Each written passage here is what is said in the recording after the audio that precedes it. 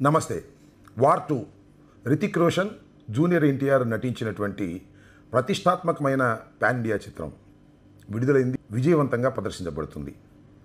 ఆంధ్రప్రదేశ్లో జూనియర్ ఎన్టీఆర్ చిత్రాలను ఫెయిల్ చేయాలని, ఆడనివ్వకూడదని తెలుగుదేశం పార్టీకి చెందినటువంటి నాయకులు చాలా సంవత్సరాల నుంచి గుసగుసలాడుకుంటున్నారు. ఇవాళ ఈ చిత్రం రిలీజ్ అయిన సందర్భంగా ఫెయిల్ చేయాలని, ఆడనివ్వకూడదనేటువంటి ఉద్దేశంతో అనేక రకమైన ప్రయత్నాలు చేశారు. దీనికి తాజా ఉదాహరణ అనంతపురం జిల్లాకు చెందినటువంటి urban MLA Daggubati Venkateswara Prasad junior NTR అభిమానులను ఉద్దేశించి మాట్లాడినటువంటి మాటలు వైరల్ అవుతున్నాయి. ఆ మాటలు చాలా దారుణంగా ఉన్నాయి. పచ్చి బూతులే తిట్టేటటువంటి కార్యక్రమం చేశారు. సరే, ఇది కేవలం దగ్గుపాటి వెంకటేశ్వర ప్రసాద్ యొక్క ఆలోచన అనుకుంటే చాలా పొరపాటు. ఇది తెలుగుదేశం మొత్తం ఆలోచన. తెలుగుదేశం మొత్తం ఆలోచన అని అనడం కంటే చంద్రబాబు నాయుడు గారు, భువనేశ్వరి, బాలకృష్ణ, లోకేష్ ఈ నలుగురు కలిసి పన్నినటువంటి కుట్రలో భాగమే ఇది.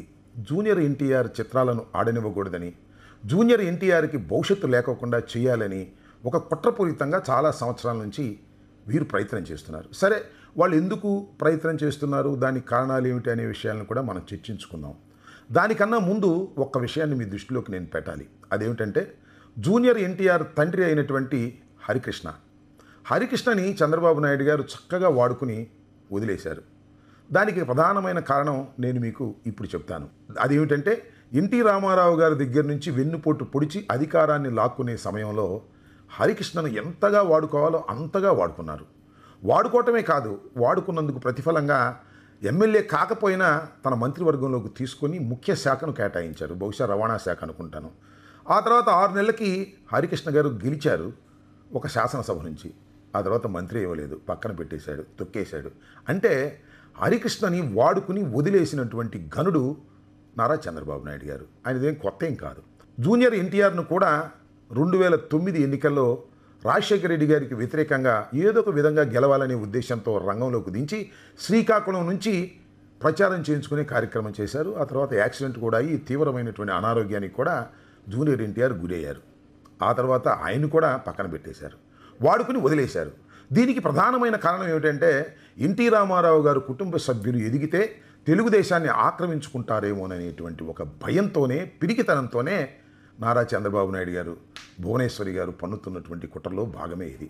అసలు జూనియర్ ఎన్టీఆర్ని చూసి ఎందుకు భయపడుతున్నారు? జూనియర్ ఎన్టీఆర్ సినిమాలు అద్భుతంగా ఆడితే ఏమిటి వారికి నష్టం?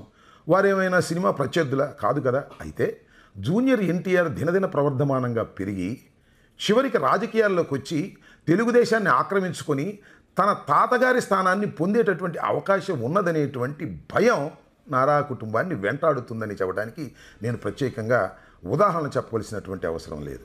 జూనియర్ ఎన్టీఆర్ ఖచ్చితంగా ఎన్టీ రామారావు లాగానే ఉంటారనేది అందరికీ తెలిసినటువంటి సత్యం.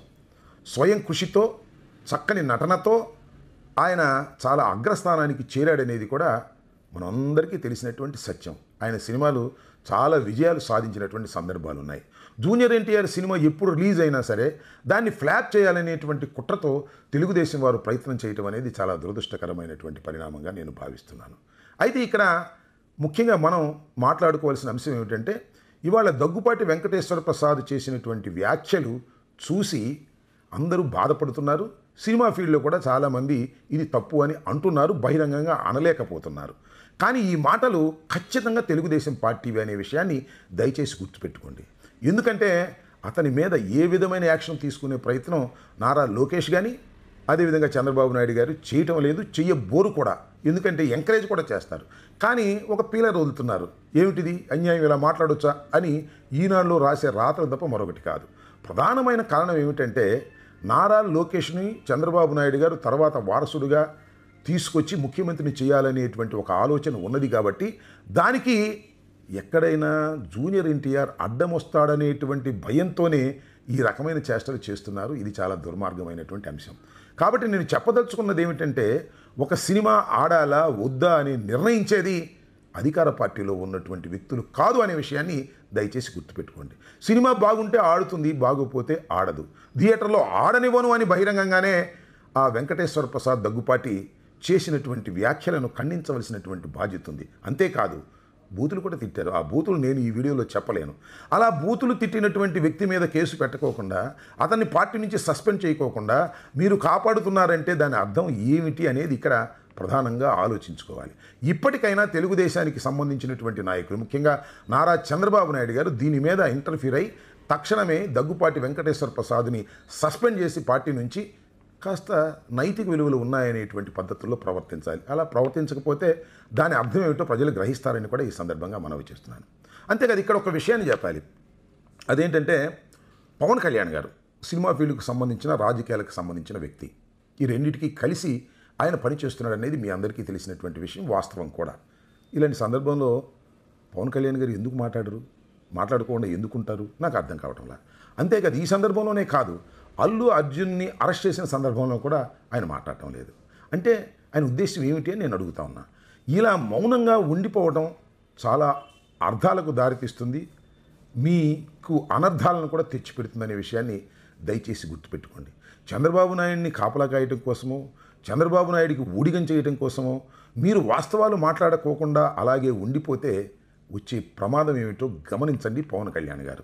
కాబట్టి యాతావాత టోటల్గా నేను చెప్పదలుచుకున్నది ఏమిటంటే, ఈ దగ్గుపాటి వెంకటేశ్వర ప్రసాద్ చేసినటువంటి వ్యాఖ్యలు చాలా ప్రమాదకరమైన వ్యాఖ్యలు. ఒక విధంగా చెప్పాలంటే జూనియర్ ఎన్టీఆర్ని కెలుక్కోవటం వల్ల జూనియర్ ఎన్టీఆర్ సీనియర్ ఎన్టీఆర్ లెవెల్లో పెరిగేటటువంటి అవకాశాలు ఉన్నాయనేది అందరికీ అర్థమవుతున్నటువంటి విషయమే. మీరు ఎవరినైతే టార్గెట్ చేసి అణచాలనుకుంటారో వాళ్ళే కొన్నంత ఎదుగుతారనేది చరిత్రలో చాలా సంఘటనలు చెప్పాయి. ఇవాళ మీరు జూనియర్ ఎన్టీఆర్ని కెలుక్కున్నారు కాబట్టి జూనియర్ ఎన్టీఆర్ అభిమానులందరూ కూడా తెలుగుదేశానికి దూరం అయ్యే ప్రమాదం ఉందనే విషయాన్ని మీరు గ్రహించగలిగితే మంచిది, గ్రహించకపోతే అది మీ కర్మ అని ఈ సందర్భంగా తెలియపరుస్తున్నాను. ధన్యవాదాలు.